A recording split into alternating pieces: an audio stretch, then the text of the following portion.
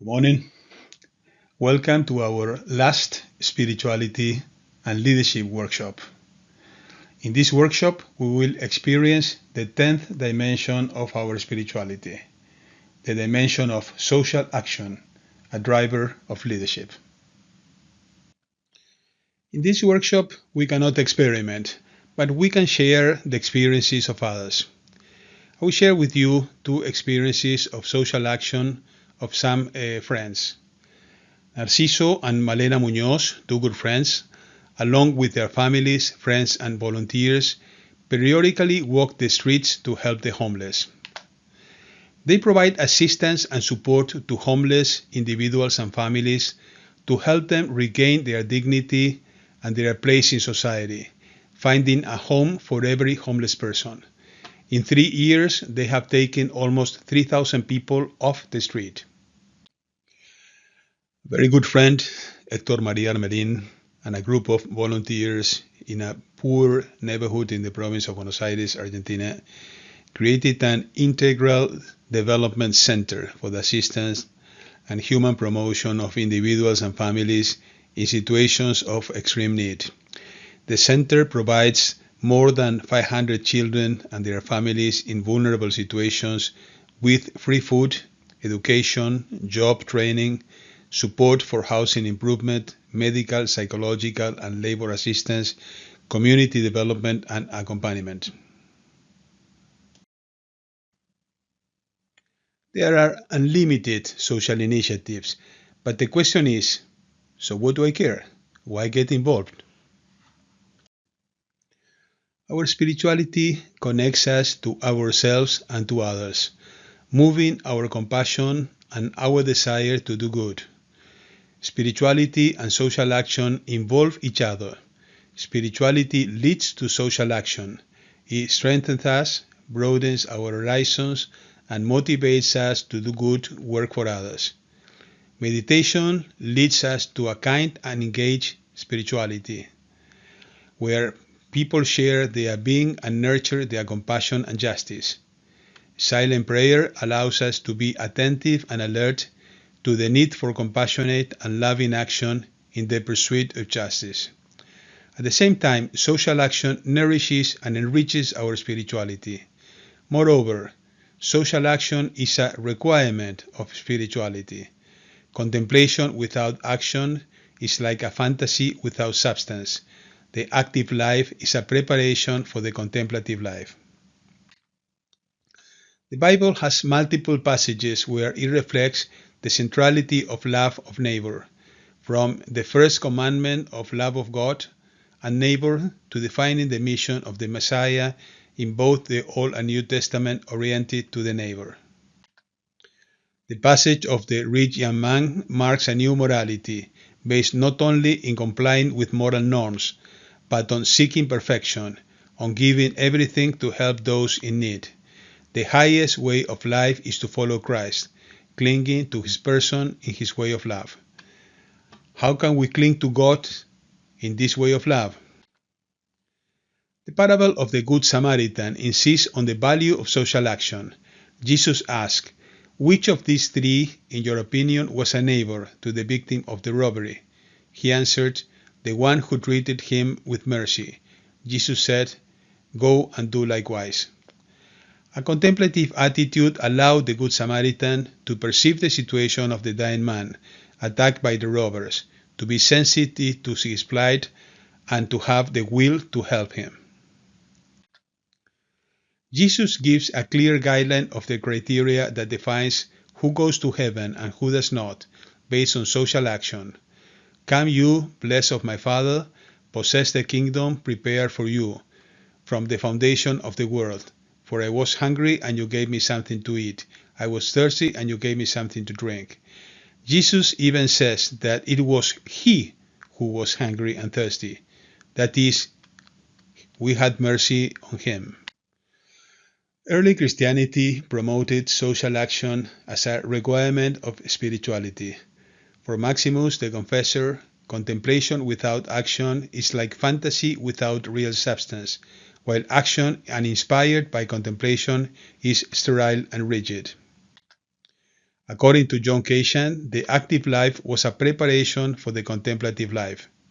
Silent prayer makes us aware of the need for compassionate action by opening the eyes of the heart and developing sensitivity to the needs of others. Saint Basil the Great promoted the need for social justice, first by serving through possessions and then through word and spirit, as imitator of God's goodness, showing mercy and giving and sharing. Gregory Nazianzen considered that a sublime contemplation and a humble action are necessary. Action is a way of contemplation. For St. Augustine, no one should be so idle as not to think in that idleness of the interests of his neighbor, nor so active as not to feel the need for the contemplation of God. Love tops St. Benedict's list of tools for good works. The Benedictine life is first and foremost a response to God's amazing love for humanity, a love expressed in the free gift of God's beloved Son, Jesus. For St. Bernard, it is difficult to live contemplation and action at the same time. It is an effort to try to live both lives simultaneously. For Gregory the Great, the contemplative life required total concentration on love of God and neighbor. Poverty makes the followers of St. Francis available to others. Those who value poverty embrace the poor to realize in their own lives the joy of having nothing but God. For St. Ignatius, discernment promotes social action. The spiritual exercises promote the primacy of love that the Spirit writes in the heart of each person. The exercises help us to know Jesus in depth. They lead us to choose to share his mission to build a civilization based on love.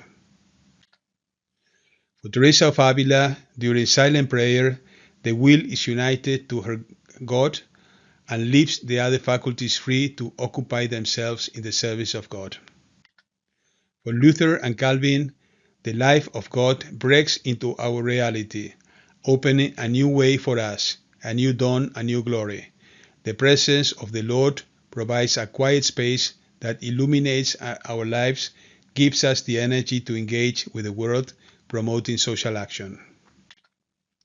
For Thomas Keating, spirituality is a prerequisite for social action. We cannot fix social reality without first achieving a contemplative state of mind. For Thomas Merton, spirituality enables us to value human community and helps us to develop love.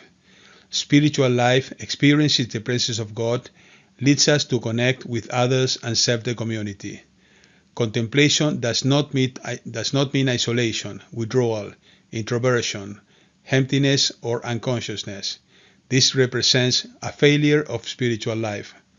Our inner self helps us to perceive the world from a richer perspective, in which we value the human community, which completes us, helps us to develop love as brothers in Christ. What is important in contemplation is not gratification and rest, but awareness, life, creativity, and freedom. For Weichmann, spirituality was changing. Mystical theology focused on purification, enlightenment, and union. The two world wars shattered this perfectionism, which was replaced by personal spiritual experience, existentialism, spirituality from below, involved in the complexities of modern life, suffering, work, justice, liberation, change, sexuality, anger, and violence. For Don Edwards, in modernity there is an effort to bring together contemplation and action. For Dorothy Day, spirituality and social actions were not separate issues. Her spirituality included prayer, work, and social and spiritual activity. Her contemplative lifestyle provided her with a spirituality directed toward social action. For Thich Nhat Hanh, a Zen Buddhist monk, meditation led him to a spirituality committed to people who share their being and nurture their compassion and justice. Mother Teresa received the Nobel Peace Prize and many other awards for her humanitarian work. The missionaries of charity work worldwide in the poorest neighborhoods, helping the destitute, the sick, and the hungry. Pedro Arrupe, Superior General of the Jesuits, survived the atomic bomb in Hiroshima. He considered the kind of man or woman the Church the world needs today, one who is a man or woman for others. The orientation of the Jesuits toward the needs of the poor, their work for the promotion of justice, reflects a conception of faith that manifests itself in the streets. The discernment exercised by Jorge Bergoglio is an engine of social action, faithful to Christ, faithful to the Church, going out to meet people on the margins with mud on their boots. Social spirituality, also called lay spirituality, leads us to be in contact with the soul of the person. Social spirituality is found and cultivated in the social fields of education, health, work, contributing our availability, trying to create a personal relationship with empathy, mutual vulnerability, and personal dedication. The attempt to find meaning in suffering, reinforcing the dignity of the patient. Spirituality is increasingly important as a counterbalance to rationalism, technocracy, market orientation, and consumerism. In a world that has become more competitive and unpredictable, spirituality manifests itself in organizations that uphold human values, in employees who are oriented towards a deeper spirituality. And so we enter the second part of this workshop, our power to perform social actions, a driver of a leadership culture. The power of taking social action and promoting the common good inspires our vision of the future. It illuminates and strengthens our mission and values. It creates relationships with other social leaders and with those who need our capacity for social action, a driver of leadership. It enlightens and facilitates our discernment decision-making, promotes the common good. The social action dimension of our spirituality maximizes the intellectual capital of nations and organizations, builds human capital, promotes social action, promotes social capital, social commitment, promotes renewal capital, new initiatives for social promotion, promotes process capital, the best execution of social action.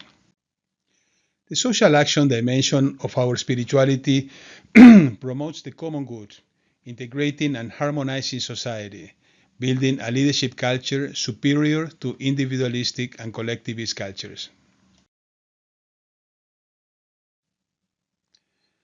Well, this concludes our workshops.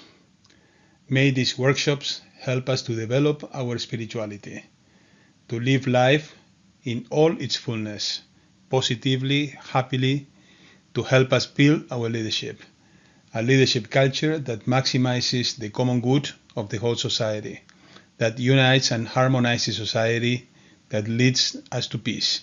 Thank you very much. Have a nice day.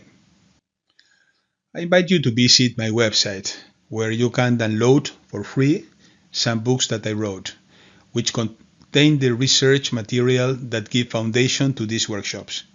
You may be interested to go to the sources, to more than 500 thinkers who reflected on these issues.